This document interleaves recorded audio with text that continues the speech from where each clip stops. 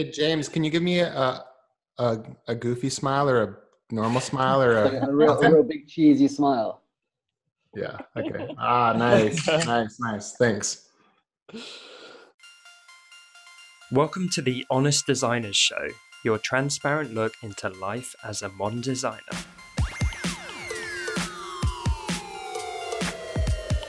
My name's Tom Ross, and I'm the founder at designcuts.com. And this week I'm joined by my fellow Brit and hand lettering expert, Ian Barnard, American retro design expert, Dustin Lee, and the incredibly talented South African illustrator, Lisa Glanz. This week we're joined by the incredibly inspiring young designer and letterer, James Lewis. I'll make a bold statement here and say this was one of my favourite all-time episodes ever. James was real, candid, and incredibly generous with how much he shared with all of us. I'm excited to share James's amazing story, and I hope you find it as motivating as we all did. So without further ado, let's get into the show. So today we're super excited because we're back with another guest. We've got the very, very talented James Lewis on the show. James is hard to sum up, to be honest. James, you're a multidisciplined lettering artist, creative. You do workshops. You've done work for all kinds of names, including getting featured on The Guardian. You've released fonts. You've got a massive, prolific Instagram following. You seem like a busy, busy man. So first of all, welcome to the show, mate. Yeah, thank you so much for having me on here. You know, we listen to this show in the office, and it's great to be on the other end of it. Oh, I didn't realise that.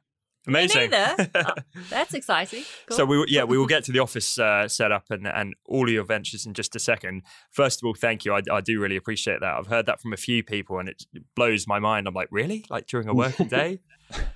Sorry if it's off-putting, mainly us. Oh, no, we really enjoy it. It's nice to have something going on in the background and be like, you know, it's fun and it's also informative. So I'm in an office at the moment with like another design company, White Sky Creative here in Cardiff. Shout out.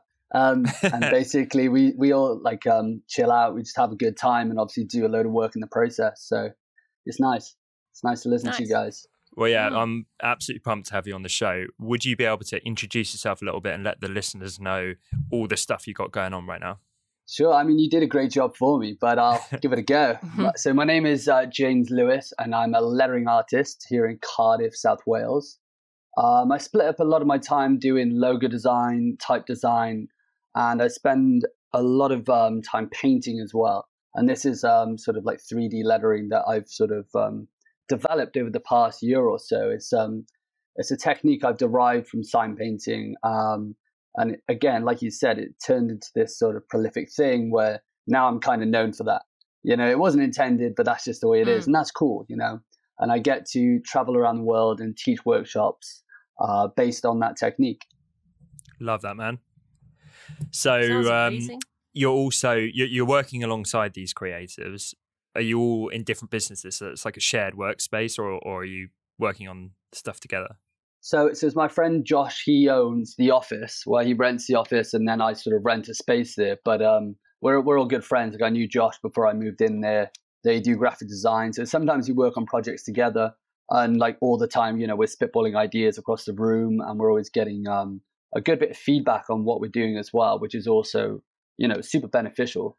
Because I was working from home for a while, straight out of uni, and it's really easy to get into that sort of habit where, you know, you're creating constantly, but you have no one to sort of bounce anything off other than social media. So, you know, say you create like a piece of content, like you spend like 4 hours creating something, then it goes on social media and it doesn't get the response you want. If there's no one else in the real world telling you, oh no, that's actually really cool, you'd be like, oh, just wasted a load of time. Try again tomorrow. Yeah, what you're describing, I don't know if my co-hosts here are getting this. I'm like, man, that sounds nice. That sounds like a dream workspace. It's like all your buddies there, like feeding off each other. That sounds pretty awesome. I wish I had that. Yeah. Yeah, it's nice. It is. What do you guys do in terms of work? Like, what are your setups like? I'm interested. Yeah, and I've seen you've built up your own like shed, which is mind blowing. Like, yeah, I have crazy. No one here though, so that's the only problem. I need to get someone in just so I've got some someone to get some feedback from. So, well, you've got, for everyone watching the video, you've got that chair behind you. I know, They I've could got- just sit yeah. there and watch you work. so free to anyone who wants to come For and everyone listening, that was an invitation from Ian to send him a cardboard stand-up of yourself. We should all send him cardboard stand-ups Yeah, I of could get a whole ourselves. crowd going on behind me. You know? It's like Home Alone, just animate them. I need So someone just cool. sort of like that by that window, just sort of popping, like have someone famous every episode. Just in the backyard of your yard in the grass, there's just like all sorts of like people that like, you know. I don't think anyone has as cool a workspace as you, to be honest, James. Yeah, Dustin, you're at home. Lisa, you got your home studio. I got the office here behind me. All the team have gone home. But as much as I love working with the team here, yes, we got a pool table. Yes, we got a little table football and giant Jenga. But Bloody hell. That sounds pretty rad. we don't sound like, we're creative, but we don't sound as prolifically creative as your space where like everyone's a designer. I think that's a pretty magical thing, to be honest. Yes, that sounds so good. Yeah, it's real nice. It is good, and it you know, like I said, it takes you away, it takes you out of that mindset of being, because obviously, I'm a freelancer. Basically, I work for myself. But then when you're working for yourself and you're also working on your own, there can be like a little bit of a disconnect, and you can get kind of lonely, guys. Oh, So- we know. yeah. Yeah. You end up feeling Oh, like yeah. stir crazy, right? If you're at home. Oh yeah. Yep. I spend I still do work from home. So when I'm doing painting and things like that, I've got like an easel set up in my room. I got like a huge bedroom behind me. So I get to paint at home, and like all day today, I've basically been painting some artwork and like making the video content for it. But it's just, this is probably the like second or third actual conversation I've had today, because I just feel like so laser focused on what I've been doing. And that's one thing like that I like obviously about being in the office. You're just around people all day. And you have these like free conversations. Yeah, 100%. Oh, I missed that. I missed that banter. Me too. Well, that's why we're So- here, mate. You know, I know, Yeah. I know. Destroy it. Can't imagine how crazy I would be at this. rocking in the corner in the James, studio. do you sell? Sorry, do you sell those art pieces that you create, or is it just purely for content creation? I'd say it's around like 50-50. So there's Right. things that I'm working on where I know that it's content creation, it's also practice. So I've been working Yeah, on true. like this sort of side project I've been working on is like painting 3D logos. And it started off as like an idea my friend gave me. He's like really big into fashion. And he was like, oh, it'd be Yeah. awesome if you turned the Supreme logo into like one of your 3D artworks. So I was like, oh, okay, I'll give that a try. Why not? And it ended up like really blowing up. And it was interesting because the act of actually painting it was really good practice, because it wasn't something that I'd created entirely myself. So because when I'm creating things like that, I know how to design these letterforms in a way that it's easy to paint, similar to how a sign painter would do True. it. Yeah. Whereas when I'm getting these logos that are already pre-made by other designers, I have to adapt my style, my technique. So it was all not just like a case of doing something for the publicity. It was like a good bit of practice as well. Yeah. Mm. And then there's also artworks that I'll do, like I recently did a painting behind me. I don't know if you can see it. No, you Let's can't. see You can see my little plant there. So yeah, it says change your mindset, change your reality, and that was like a larger piece that I spent a lot longer on, and that I'll be selling prints of. Nice, man. And I Okay. saw you do free shipping and that kind of stuff. Yeah. I like to, because like you guys as well with this podcast, like your reach is like it's international. It knows no borders. So it's a lot easier for people to be able to go, oh, okay, cool, and this is one fixed price. I'm not going to have to spend an extra £10-15 on shipping. Yeah. Yeah. Love it. But by the way, when you were talking about the logos, I can totally see why that resonates, and it's quite shareable, and people love that stuff. Have you thought about doing it around kind of trending topics or causes? Obviously in an authentic way where it's like near and dear to your heart. So I've seen artists do stuff about like Black Lives Matter and, all that kind of stuff. And that would be a way to maybe reach a wider audience, but within your style and staying true to what you believe in. Yeah, I know it's definitely. dangerous to get political, but there can be non-political angles Yeah, as well. that's what I was going to say. Like, I tend to stay away from things like that are like super politically charged and like in the moment, because from what I see, there's always like two polar opposite sides of the argument. Yeah. And I'm kind of like, I'm a massive fence sitter. So I'm like quite objective in the sense that like, I'll look at one person, I'm like, okay, I understand your point of view. And then I look at you and I'm like, okay, I'm empathetic and I can understand why you think like that. And I don't want to alienate anyone with the work that I post. We need more people like you, man, honestly. but what I'd rather do is sort of set up my own sort of cause. And that's what I try to do that's what I did with the Our Time Has Value campaign that I started. I was just looking at that. That's really cool. Yeah. That's awesome. That watch work was amazing. Steady hand. That was Ian. Can you explain a little bit about that, just so for those who don't understand? Yeah. So the Our Time Has Value campaign was started off the back of the understanding that a lot of freelancers, especially young freelancers, are basically being taken advantage of by either larger companies who are looking for interns or people to do work at a much cheaper price, or uneducated clients who basically think just because like a piece of work could take a designer, say, an hour, they're not seeing the 4 years of study, the 4 years of practice that have gone into developing the skill set within that person so that they can communicate in such an effective way at such a quick time. So the campaign was basically aimed at creatives, and we got creatives to hand letter mostly the phrase "Our time has value." So, and then with that, they would basically say that they're no longer going to take on free work. They were no longer going to be basically taking advantage of. And yeah, it went incredibly well. We had like over 800 people get involved. I mean, Ian got involved and did some incredible watch lettering. That was like amazing. I got to share that. Again, it resonated well. We're at the moment, one of Ian's friends, actually, Thad, he's worked with us, and we're doing a sort of campaign where we want to take the Our Time Has Value mission and bring it into businesses. So like one of the ways we were going to do that is through a mural, a public speaking event. We wanted to do sort of live events as well, get people in, sort of educate them on this issue. So yeah, all looking really good and up in terms of that. So it's something that we're building, and hopefully it can build into something a lot bigger in time. Yeah, I've got no doubt. I have to ask, I love the energy. I can really, I kind of resonate with where your head's at, because I love getting all these ideas as well. And it sounds like you're crushing it with how you execute on that. How are you pulling it off? Well, how are you kind of managing it all? But I'd love to know the journey of how have you got to this point? Because are you 26? Correct me if I'm wrong. I'm 23 years old. Are you 23? Yeah, okay. And I've only just turned 23 as well. Right, I'm even more impressed then. Okay, so yeah, you're 23. You're spinning all these plates and working on these amazing things. What has your journey looked like of getting here? That's kind of shaped, the character of someone who's stepping up and managing all this and being driven to do it all. Okay, so we've like to really understand it, we've sort of got to go back to basically my childhood. So I had quite a tumultuous childhood where I lost my parents at a young age, and then after a series of sort of unfortunate circumstances, I ended up legally homeless. I didn't realize that I was homeless at the time, but what it meant was basically I was sleeping on a camp bed at a friend's house. And when that situation started to break down, and obviously, it's difficult living in a house with 5 other people, and I'm just sort of in a camp bed.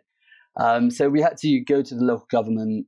We had to then declare that I was homeless. And after that, basically what happened was I was put into this supported lodging situation. So basically at 16, I was renting a room with the aid of the government. And like in terms of sort of what drives me, like in terms of like my emotions and things like that, going through all of this growing up, basically it taught me a lot of things. One of the things it taught me was that you can have any sort of situation thrown at you in life, but there'll always be someone out there to help you. There's always people out there who are in a worse situation. Like, I always kept that at the back of my mind. And and the third thing was basically, it didn't matter the situation I was in. I always felt within myself that I could sort of pull through that. And that was definitely at the beginning, that was like my driving motivation. It was, okay, I've been in this bad situation. now it's time to sort of use that as a drive and to propel me into something a lot better. So yeah, so that's basically up until prior to university. I was doing like some art stuff. I was playing a lot of video games, and within the like sort of social media as it was playing out, YouTube was just starting to grow, and people were posting their videos online of like Call of Duty. Basically, they were like building content basically, and within that they needed to build brands. So some of the first design work I did was creating these YouTube background graphics. And this was just like something I did off my own back. It was fun. And I'd reach out to these sort of prolific gamers at the time and be like, oh, hey, I made this background graphic for you. Do you want it?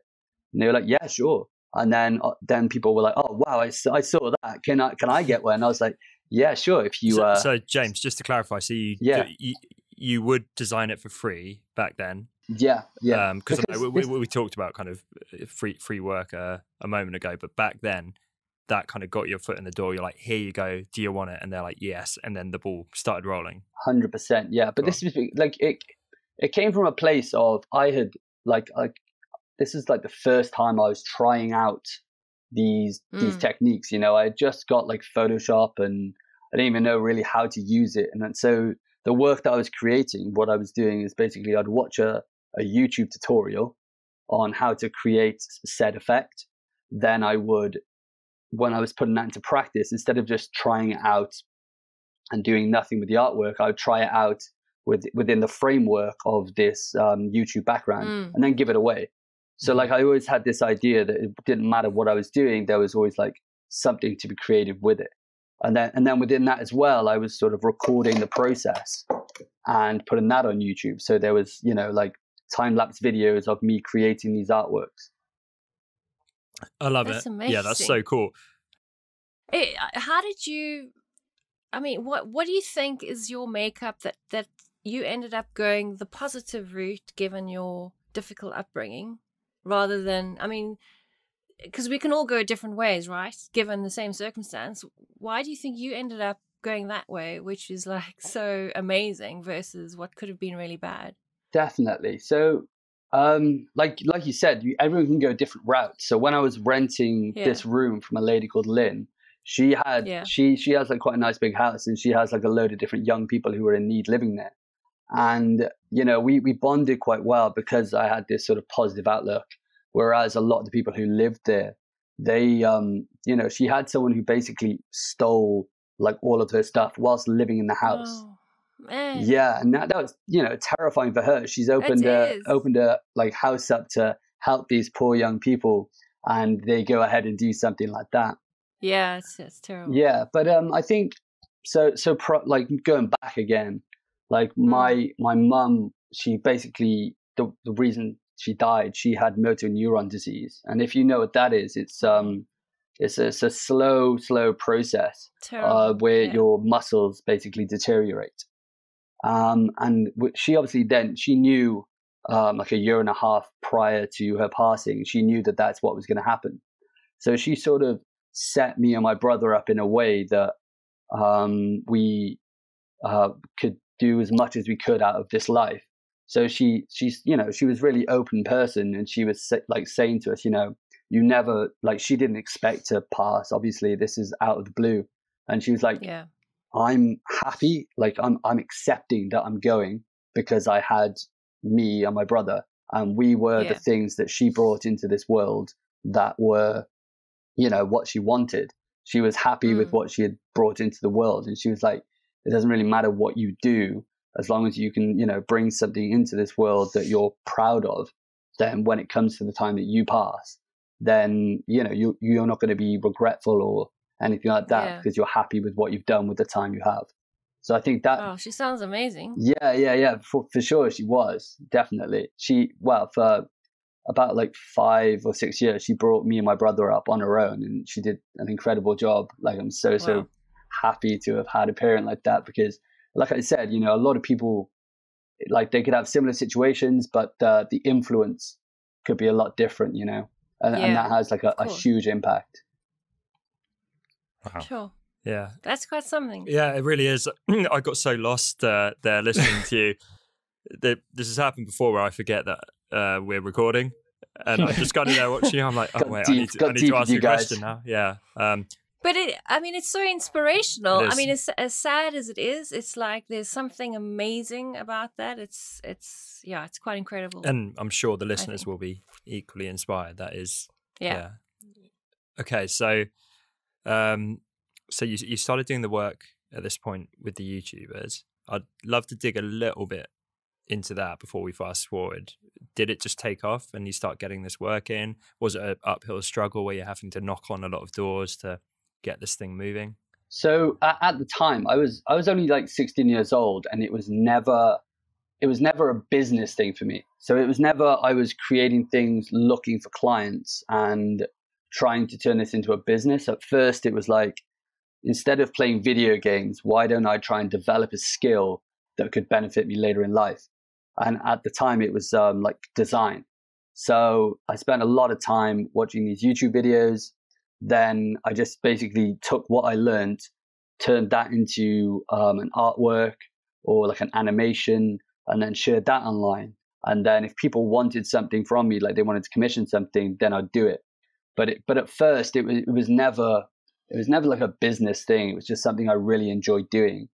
And then it got to a point just before I left to uni. I was quite academic in school, which is surprising, obviously, what I've been through. But I always saw school as sort of like an escape from home life that wasn't so good.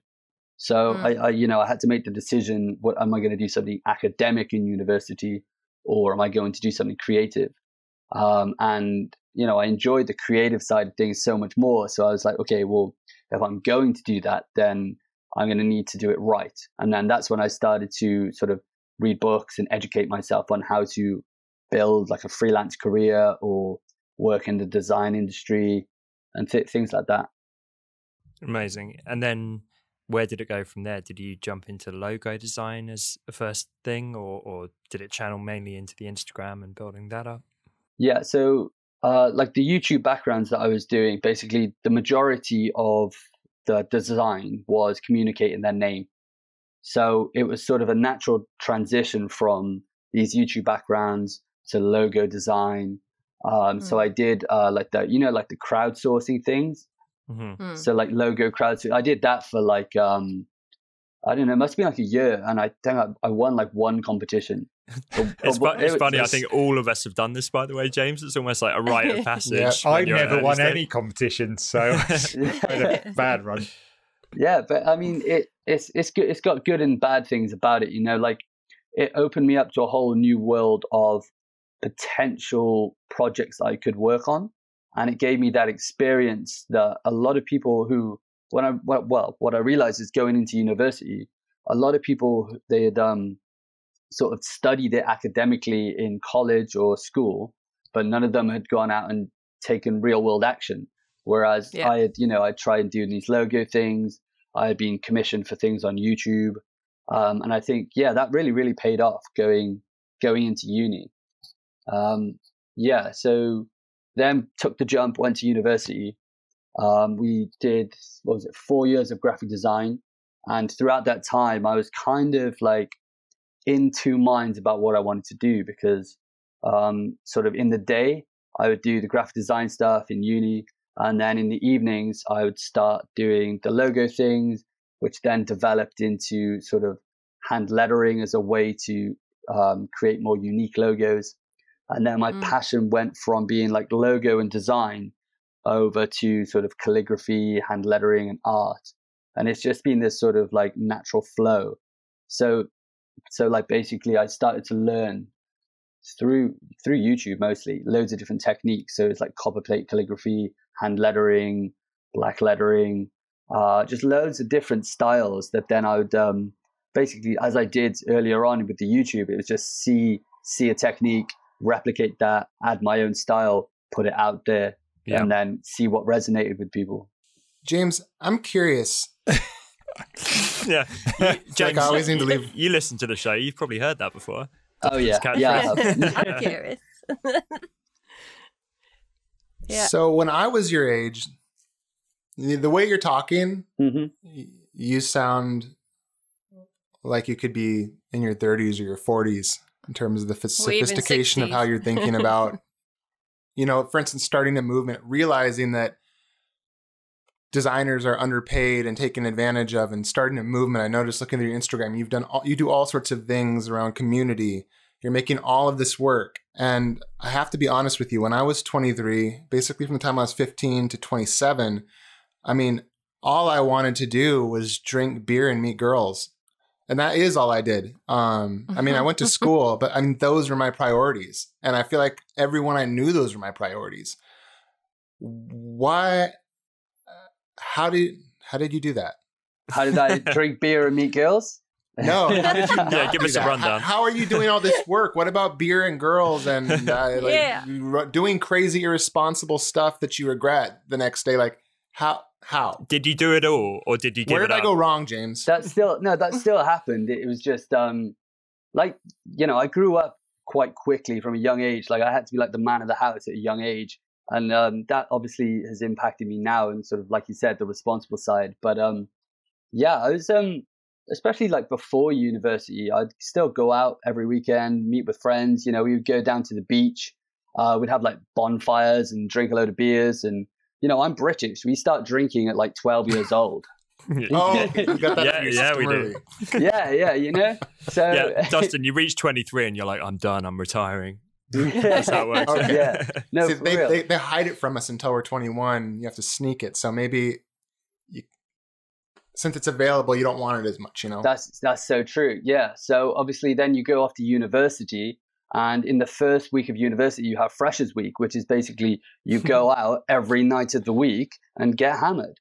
So that throughout the rest of your time in university, you don't want to. You've done that. But Yeah. But I had Smart. in terms of girls, I had a girlfriend through the first 2 years of university. I actually lived with her at one point as well, which is interesting. So I was like really like settled down at like a stage really early on in my life. And anyway, that relationship broke up, and then there was a lot more drinking, partying, meeting people, meeting girls. But like I always had that sort of discipline to go back to it and be like, okay, well, that's fun. Now it's work, Do you? Can I'll tack one more thing on, and I'll stop dominating the quick questions here for a sec. But do you? I know. So I wanted to be a rock star when I was in my 20s. I would play guitar and was trying to go to school for music, and I felt the best way I can call it is a guilty compulsion to practice. So I would set a timer and play like 3 hours. I felt like that was like what I needed to do if I wanted to have any chance. Do you feel a sort of like eating away at your compulsion to do a certain amount of output during the week or during a given day, or do you feel pretty laid back about it? Yeah, definitely. I mean, like this whole design thing came from basically like a coping mechanism. So like I used to sort of cope with I guess when I was younger, obviously going through all that, you kind of like depressed and you're not feeling good about yourself. So like the way I sort of coped was playing video games, and then I sort of transferred that then onto design and creativity. So it was like a coping mechanism. And then like some habits fell off, I'm not doing it for the same reasons anymore. I'm doing it now because I love it and like I gain value from it, and it's something I really enjoy doing. But the idea that it's like a huge part of my life, like it's always on my mind. So instead of sort of, like you said, spending 3 hours in like a solid block, it was always just there in the back of my mind, like walking down the street. I'm like, I could do this idea. And I'm always like writing these things down in my notes. And then when I get home, I do that before I do anything else. I love it. Yeah, so it's fully integrated. Yeah. You mentioned before, James, about a kind of flowing through trying these different things, the different mediums of logo design and lettering and so on. Something that keeps coming up for me with my followers is that people feel a bit lost and like they bounce around with different mediums and often different styles and aesthetics. And it really makes people feel kind of insecure, I think, and lacking direction. And they think, what's wrong with me? Everyone else seems to have it figured out. Why have I not landed on the thing which I should be doing for the rest of my life, kind of? So what's your thoughts on how to get there? Because it sounds like you're kind of in a place where right now, at least, you know, you're in it, you're in this thing, you're no longer searching and looking. But obviously it had a bit of a journey getting there. Yeah, definitely. So I think like it's super important to go through that journey of trying out a load of different things, because the only way you're going to find out what you want to do is by figuring out all these hundreds of things you don't want to do. So that period where you're exploring, it should be like the most fun time, because you know you're free. But I can understand if you're trying to make it into trying to turn your hobby into a business, it can be tough. So like I was doing this through university and through basically the end of my school year. So I could do this. It was all free. It was flowing. It was fun. I think the way that I sort of started to define a style, originally it wasn't what I was creating, but it was how I was presenting it. I wanted to present my work in a way that was different to other people's. So what I started to do on Instagram was really look at the structure of Instagram. So, you know, back then you had like the square image. So I was like, okay, well, I'm going to make sure that every one of my photos, the artwork is, you know, it's like on a square in the image. So it was formatted to Instagram. Another thing I did was, I don't know, like this is probably about like 2-3 years ago now, but I still do it today. I used to paint and draw only on craft paper, this sort of brownish paper. And I use it quite a lot still today, but at the time there was like no one else doing it. And it was good for me because I knew at that time I didn't have a specific style that was me. And I didn't really want to. I was really just enjoying trying out all these different things. But I figured if I could figure a way to present my work that is quite typically James Lewis, then you still build that sort of brand identity that you need on social media to sort of grow. Like you need to be able to, you know, someone's scrolling a feed, they need to know instantly that that's your work. Yeah. Yeah. But that's not obvious to everyone. Talking about it now, it might be like, yeah, of course, differentiate. But most people don't think like that. I think you have a kind of innate entrepreneur in you. Yeah, would that be a fair comment? Exactly. It's like a natural. Well, and I think there's a fear of planting your flag somewhere that, oh no, I'm committed to this forever. I think I have that. Because something I want to know what you just gone over is like, do you fear being known for just one style because I fear being bored of cementing myself with one style and doing that. Do you feel that you're confident just doing, you know, with your dimensional work, you're happy just doing that, you know, being known for that? Or so like not really. Like my whole point originally was to, like I said, it was presenting my work in a way that was unique to me, but then I still had that freedom then to within that presentation style create what I want. But definitely over the past year, it seems you know, that style, the 3D stuff that I've been doing, if I post things sort of outside of that, it doesn't get the traction, and then if it doesn't get the traction, it doesn't bring in the clients. So definitely I completely agree. Like I've almost pigeonholed myself through focusing too much on social media and what's going to get likes and what's going to get seen. I was just going to like say like to you and Ian, you know, you're both Instagram superstars.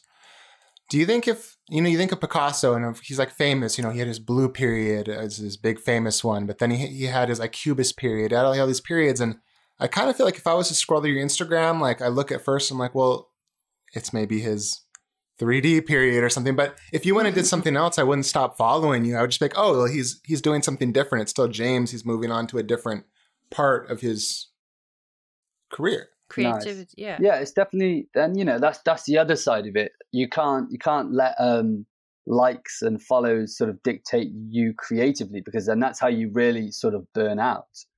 So you know, what I'm trying to do at the moment is basically push this 3D thing to the nth degree and see how I can sort of push it further than what I'm doing at the moment, because the whole idea of sort of changing people's perception and making them see things in different ways, like it's intrinsic to my story. And I think, you know, the 3D lettering is kind of part of that. You know, you're scrolling flat images and then you've got this thing that looks like it's popping off the page.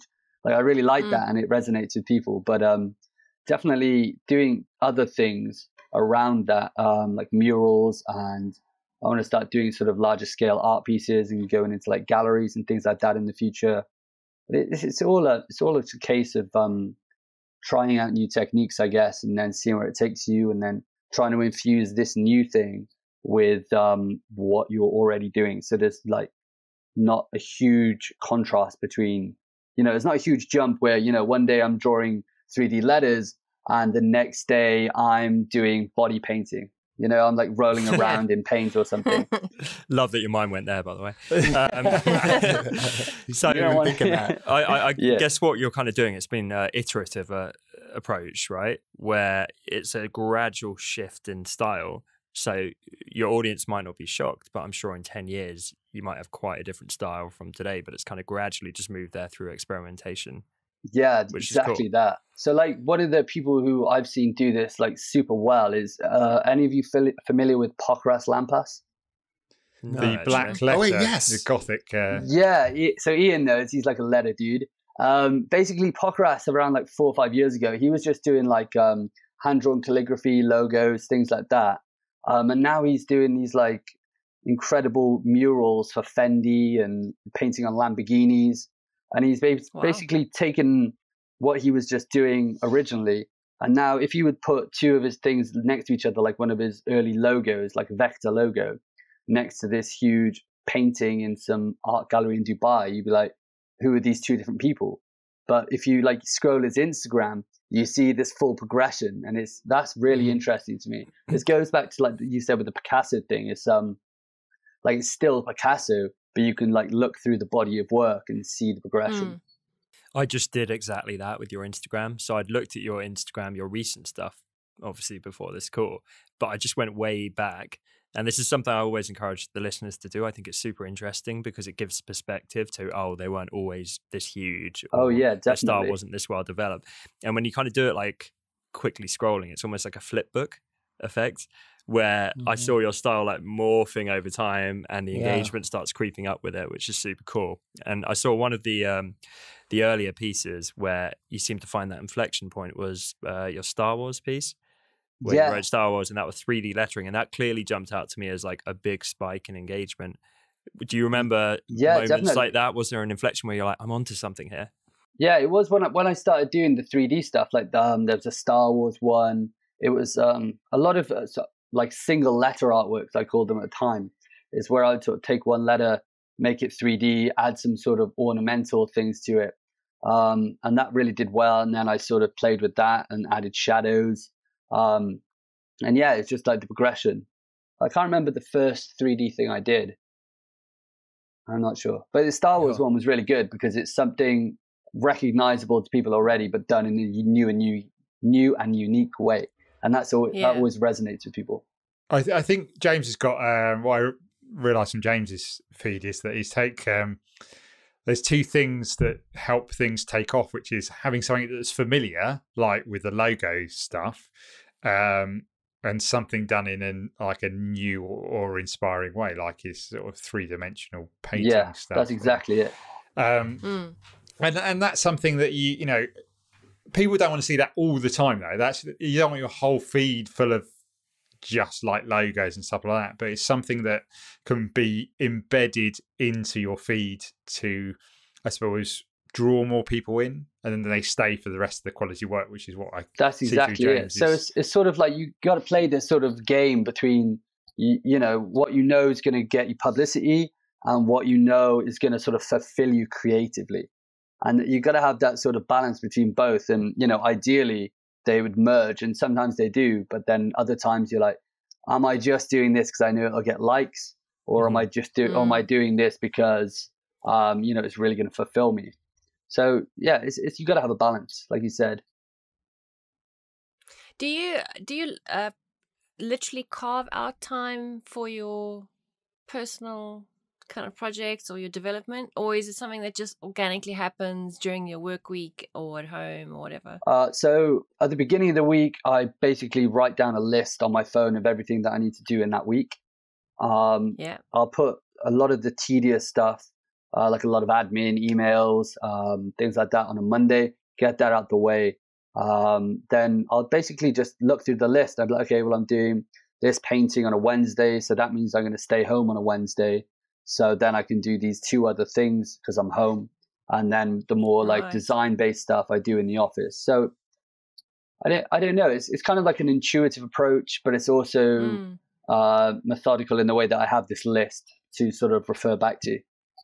Yeah. How much do you think you work during the week? Like how many hours on average a week are you actually doing the creative, paintbrush in hand? Actual creative. I do like 9 till 5, 9 till 6 most days, whether that's in the office or at home. Is that just the creating, or is that all of the work? That's like all of it. Yeah. So whether it's like emails or creating, designing, drawing, just cool. all of it. And that sounds refreshingly healthy. Like you've got a good work-life balance. Yeah, I like to have my weekends to myself, but then at the same time, like, if I'm not creating something, then I kind of get bored. Like I go home over Christmas, I go see my brother, my auntie, and people like that. And over Christmas, everyone's sat around, we're watching movies, and I'll watch The Grinch. But after I've watched The Grinch, I'm kind of bored. I'm like, there's got to be something else. So I just, I whip out. Exactly. I whip out a pad and I just start doodling like "Merry Christmas," just anything. Yeah. I love that though, where it's just pouring out of you. Like that's how it should be, right? Yeah, for sure. And it's fun, Like if I wasn't doing it, I don't know what I'd be doing. Mm-hmm. So yeah, just kind of touching again on the work-life balance. You strike me as super driven. You're spinning all these plays. I think it's awesome if you can do that in an 8-9 hour day, but how do you manage to? Because I'm some tips here. Yeah, like I'm a super workaholic and probably don't have the balance down as well as I should. Yes. But you're doing so much. I guess a lot of it is sort of refining the process. So, trying to, obviously you need to be innovating. You need to be creating new and interesting things, because then that's, what usually brings in people who are interested in what you're doing. Yeah. But then you need to sort of refine that process. So instead of just sitting there staring at a computer screen for 6 hours, hoping for inspiration to just come at you, you need to just be doodling anything.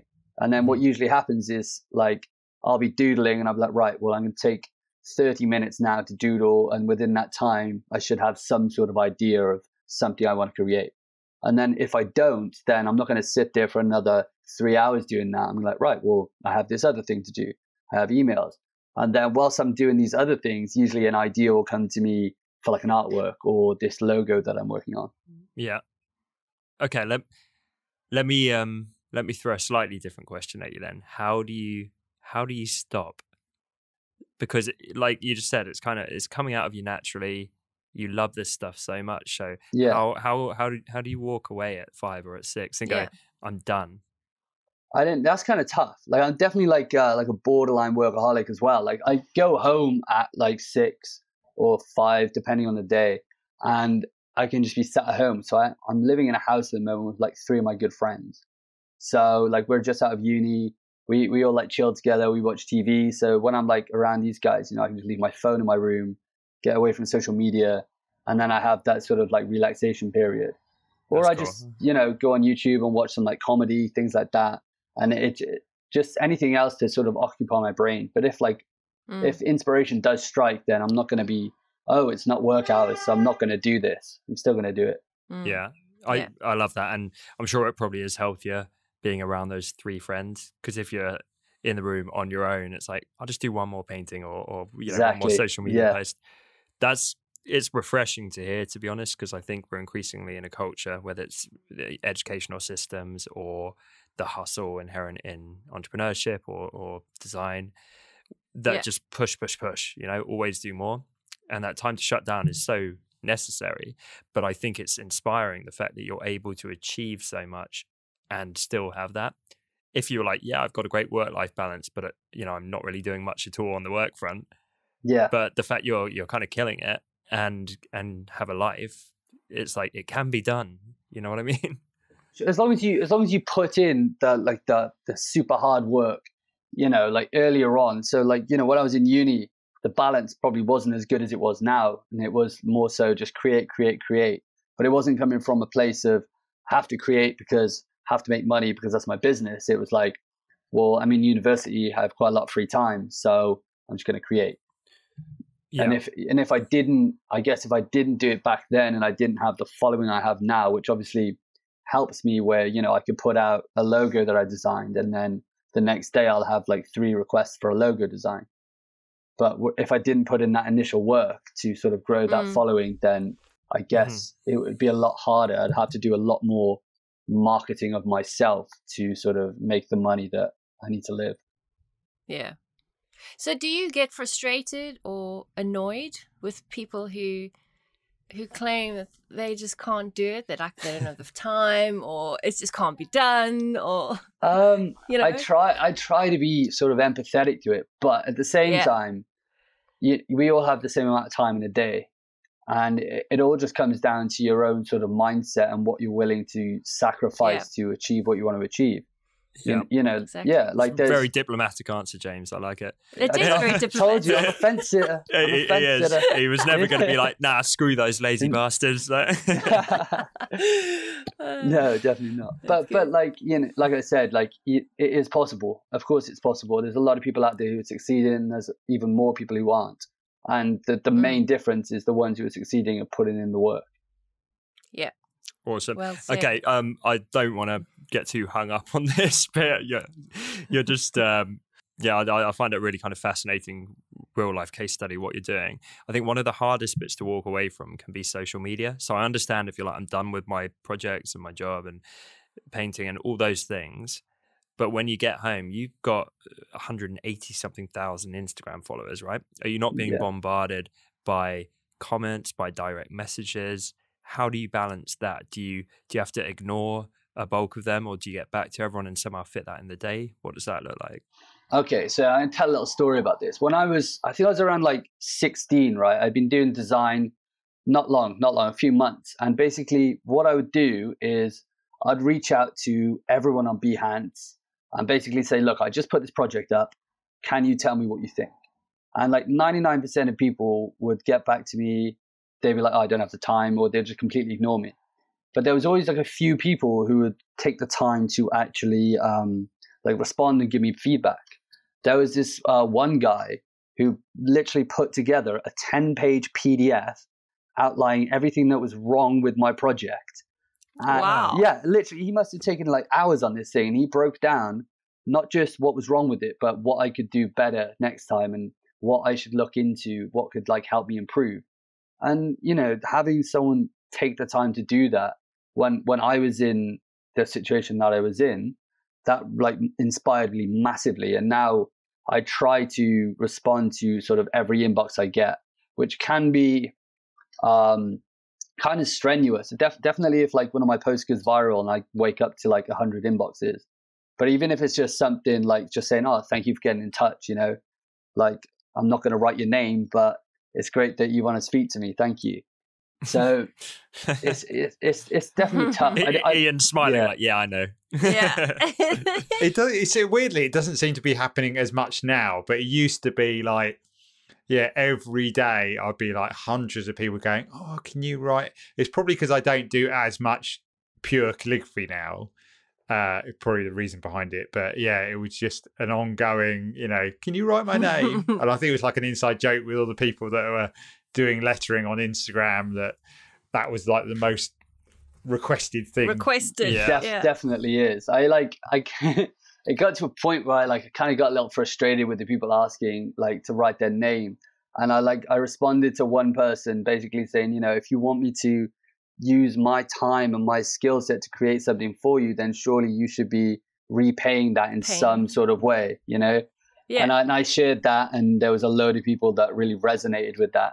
And that was just before I started the Our Time as Value thing. And it was sort of, it didn't stem directly from that, but that was one of the moments I realized that it wasn't just me receiving this. It was everyone, no matter what their craft was, whether it's like writing their names or drawing a portrait of them, like everyone was being asked for free things. Yeah. I love that. I can totally resonate as well, because I make a point of getting back to everyone. And when you have a long day and you're home and you're just trying to hang out with your girlfriend and you're sort of falling asleep watching Netflix and you're like, oh wait, there's 12 people I have to give a detailed response to, and I really don't want to at points, but you have to do it.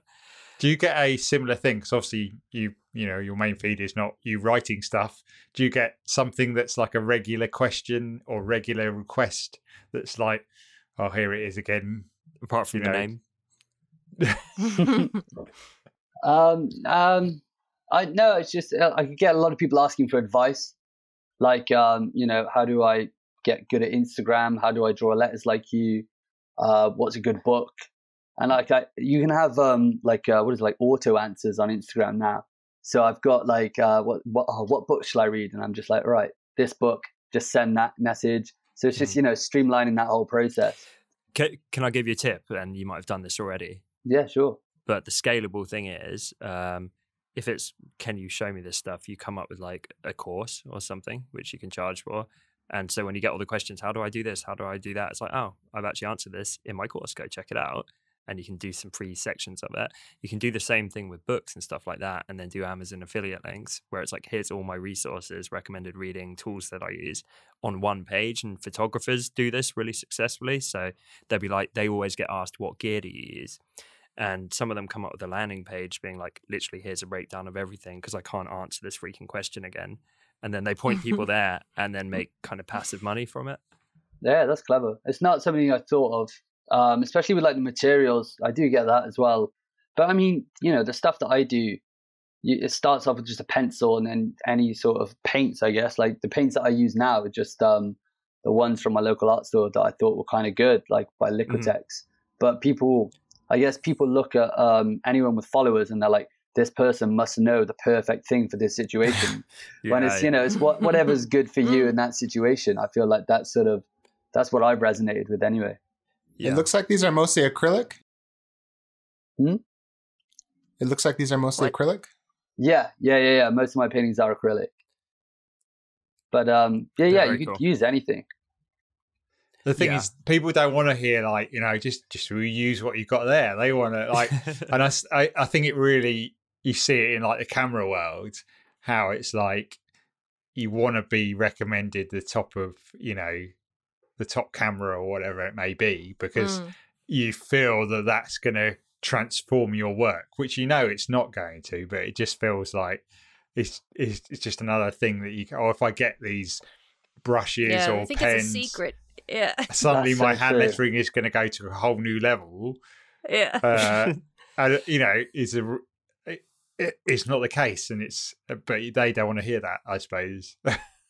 Yeah, I think everyone wants, you know, the what is it? Everyone just wants that one answer that's going to take them from where they are to this like super idea in their head of them being like a superstar at what they do, and they think they can sort of just buy that, when, you know, that's necessarily never the case. So what is that? What is that answer, James?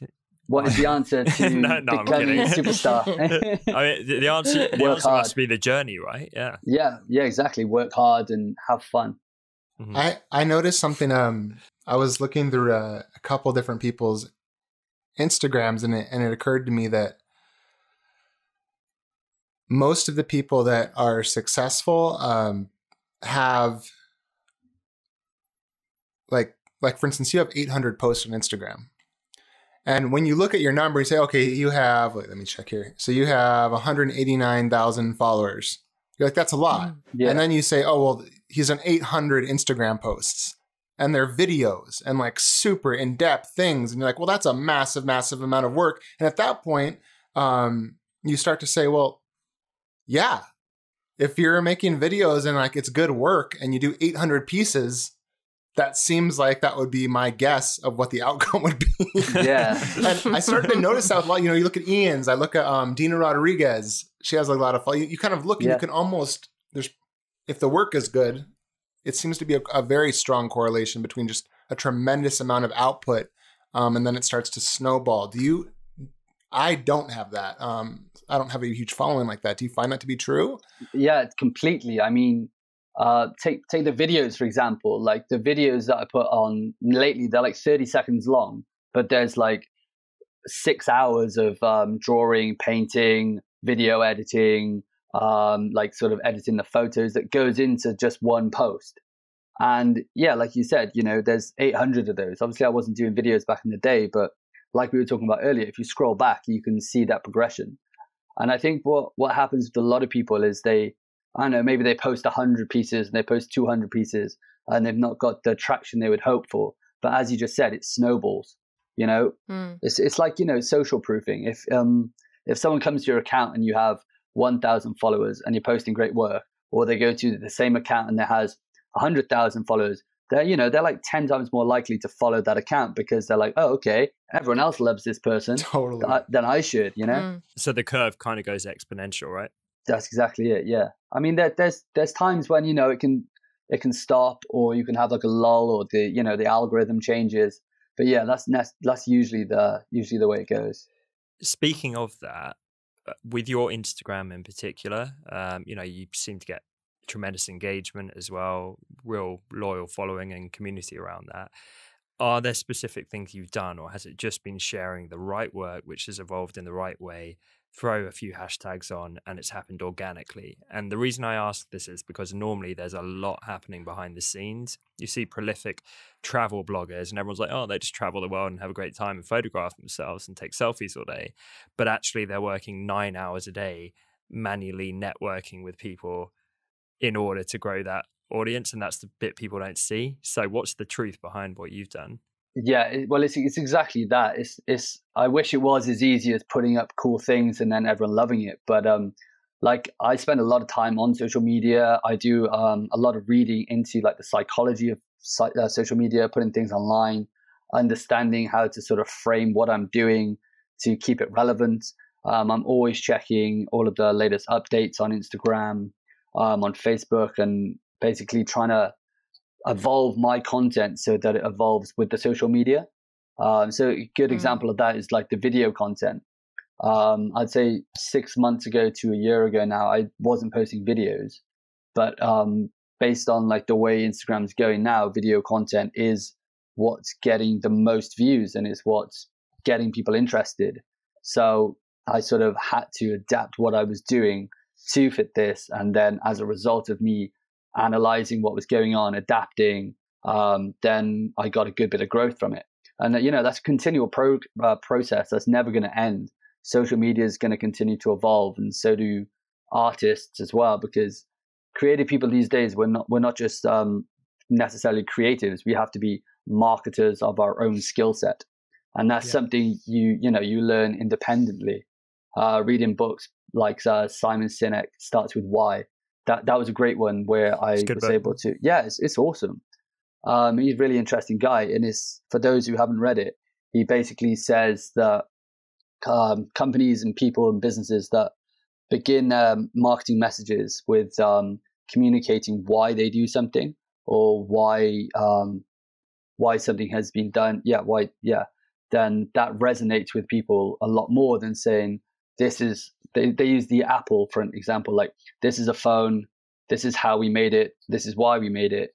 And like if you reverse that and you say we believe in innovation and creating new things, so we've got the best minds together to create an incredible product. Here it is, it's the iPhone. Yeah, people don't buy what you do, they buy why you do it. That's exactly it. Yeah. Cool.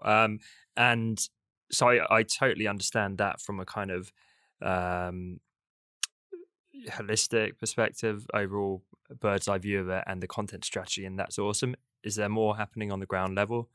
Are you out there like constantly networking? Are you commenting on 200 people's profiles a day to bring that awareness back to you? Were you in the early days? Oh yeah, like in the early days I was doing a lot more than I do now, but I'd block out like a couple hours a day to, obviously I was in uni, so I had a lot of free time, as I said. So I'd just go and speak to people. It's like networking in real life. You go around, you talk to people, and you're like, oh, I really like what you're doing there. But instead of just like double clicking the screen, you leave comments. You message them directly, and you're like, oh, I really like how you did this. Can you show me how you did that? Or can I collaborate with you? And back in the day, I did a load of that, like so much. And then that's how you sort of understand the community aspect of what's going on. That like really opened my eyes up to the fact that it wasn't just like people across the world independently creating things. There was like we were all appreciating what each other was doing. So there was this community aspect that came about, and I still do that a lot today. Like I'm still like inboxing a load of friends, like through social media. I have like I literally have like lettering friends who like all around the world, which is how I'm able to now like travel and teach these workshops, is because I have friends in these big cities who also love lettering, and they're like, oh, why don't you come here and do this workshop? And I'm like, all right, great, yeah, definitely. And they help you out like that. I love it. Cool. And that's Amazing. really good to hear. I realize we're a design podcast primarily, but we do touch on social media and stuff. And we get so many listeners who are stuck in that early phase. They haven't reached the inflection point and they're like, what am I doing wrong? What do I need to be doing? It's like, well, put in 3,000 hours worth of work, put out 800 posts, put in 2-3 hours a day, you know, getting out there in the community. It doesn't happen by magic. That's refreshing to hear that you didn't turn around and go, actually, it's just this hack, which you didn't think of. It's just this like lucky thing where Gary V shared my video and I got 1 million followers. Yeah, exactly. Cool, man. Guys, what else do we want to know? So I'm, as Tom will attest more than anyone, horrible at multitasking or keeping up on more than even like half of a thing that needs to get done. Mm-hmm. If for instance, for now, someone on Instagram wanted to try to get some traction in terms of getting followers, and I know it's not about the followers, it's really about the work, but people are interested in having people pay attention to their work.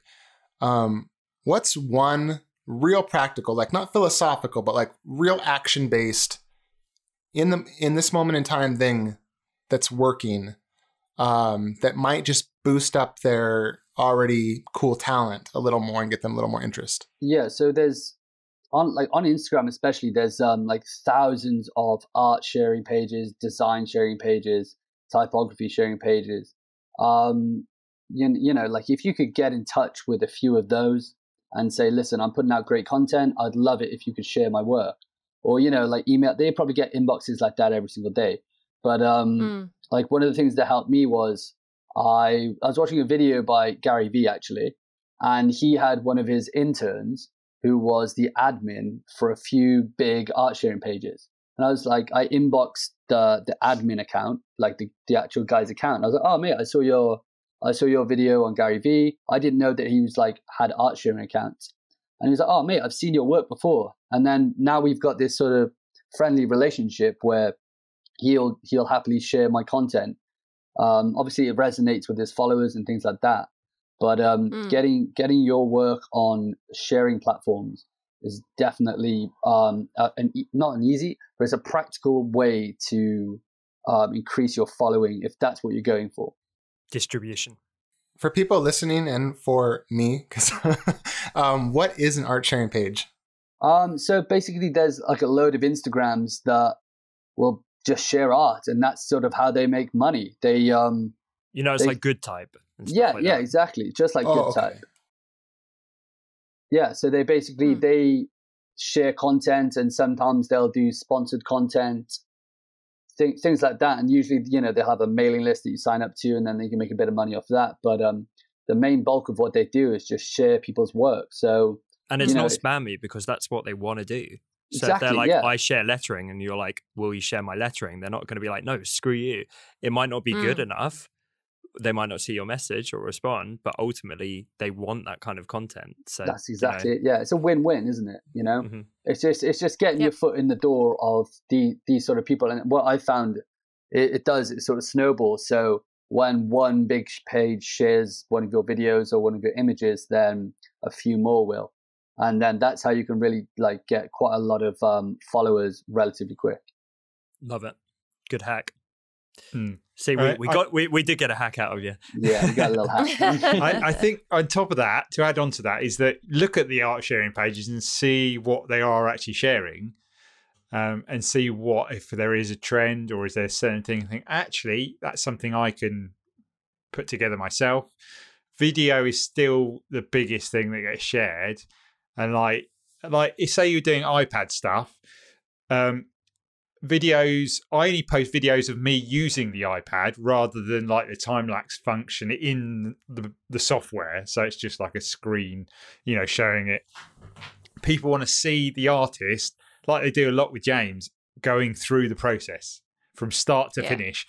That's the thing that people love the most, seeing, oh, he did it like that, or he did it like, seeing what tips they can get from seeing an artist in and they do this with like, woodworking and like acrylic painting and, fine art and stuff like that. It's, the process is the thing that people want to share. So you get sucked into watching it. I totally know what you mean. Definitely. If you just look at the Discover page and see, okay, what's drawing my eye in that I can replicate on my own feed. Yeah, that's so true. It's a lot of it is sharing the process. It's not just in like the videos, but in also the what is not bio, the little piece of writing you put the in. description. Thank you. Yeah, that word escaped my mind. So in the description, you're like talking about the whole process behind this artwork and why you got to this point, why you did it in this way. And again, it's something else for someone to resonate with. Like I always say that if I started my Instagram account now, like started a new one and just posted the final product of everything I did, it would take me so long to grow because people can just see it and think, oh, okay, that's cool. But if they, they read into you and they watch this whole process, they invest themselves a lot more. And like you said, they can pick up tips and things like that, which really helps with like growth and networking as well. Mm-hmm. So true. I think if you're just going to post finishing work, you have to literally be at the top of your game.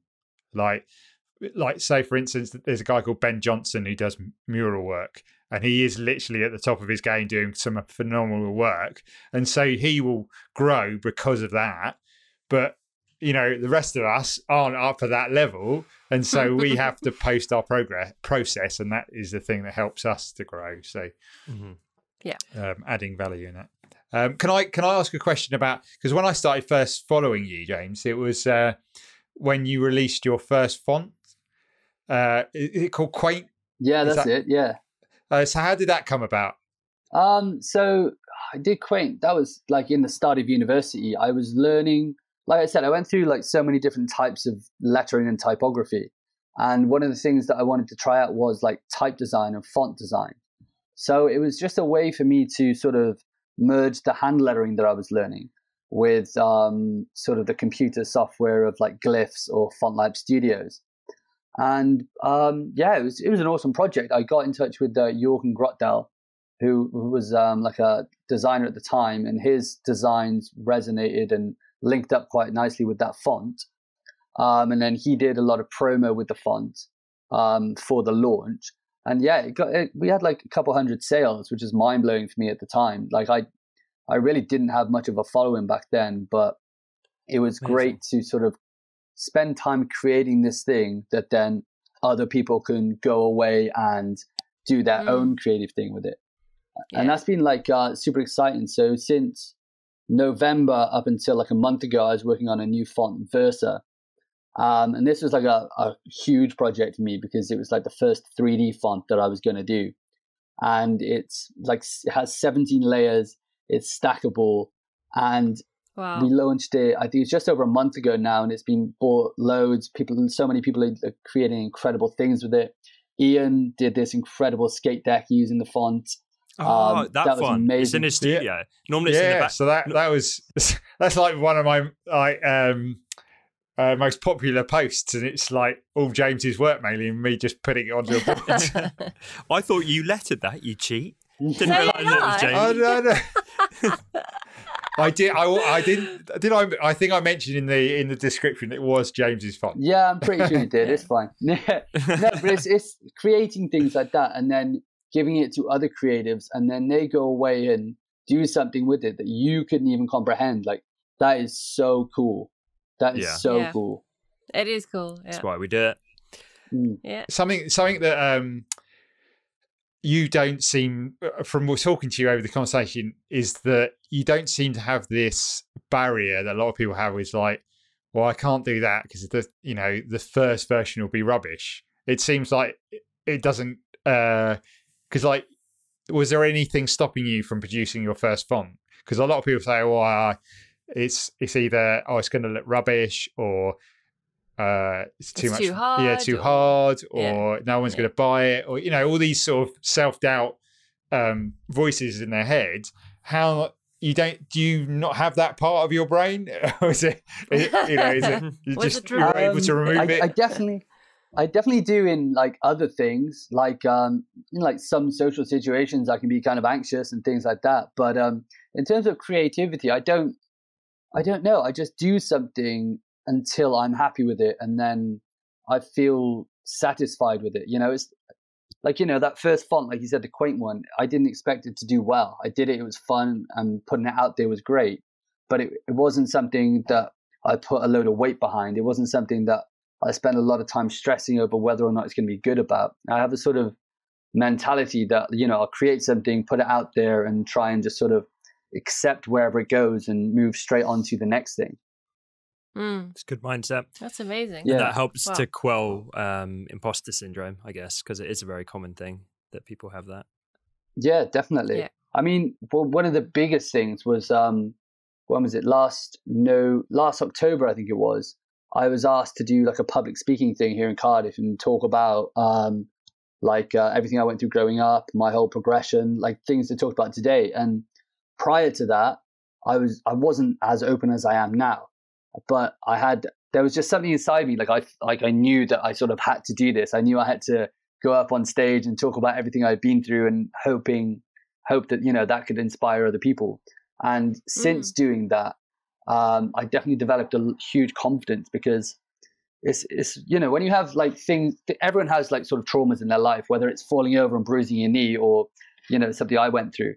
But what happens is, instead of sort of getting these out, most people, they sort of like live with them, and then when they go through life, they they try and design a font, but 20 years ago someone said to them that they're not good at playing basketball, so now they're scared to try new things and put that out there.